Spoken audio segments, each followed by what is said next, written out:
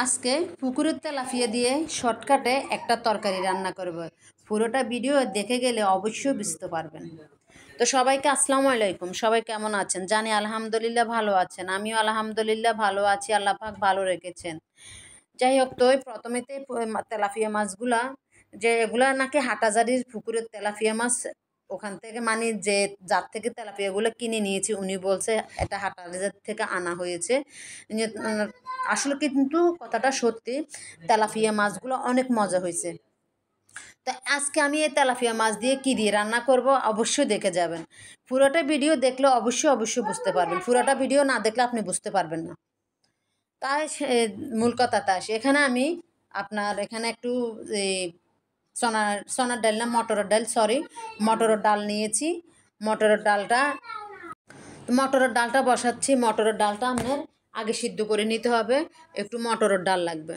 আমি আমার ছেলের হাতে একটু আবার ফুসিয়াগো আনাইছি। যেহেতু রান্না যেহেতু করব, আমার আপুর থেকে যেহেতু শিখছি, আমার ফেসবুকে আসা আমরা কাজও শিখলাম, রান্নাও শিখলাম, অন্যদেরকে কীভাবে ভালোবাসা দিতে হয় সেটাও শিখলাম।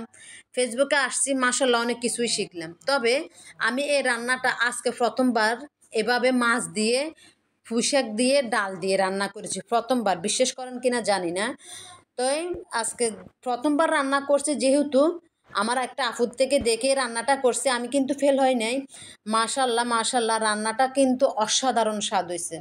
তা আপনারা বলবেন যে, অনেকে বলেন যে প্রতিদিন তো একই তরকারি খেতে ইচ্ছে করে না, একটু নিত্য নতুন তরকারি খাইতে পারলে বেশি ভালো লাগে। তা আমি মনে করব, যদি আপনারা যদি খেতে চান, তবে তেলাপিয়া মাছটা আপনি জেতা নিতে হবে ভালো দেখে। পজেটের তেলাপিয়া মাছগুলো দেখবেন গন্ধ কয়, সেগুলো খেতে ভালো, তেমন একটা ভালো লাগে না। ফাঙ্গাস মাছের গন্ধ কয়।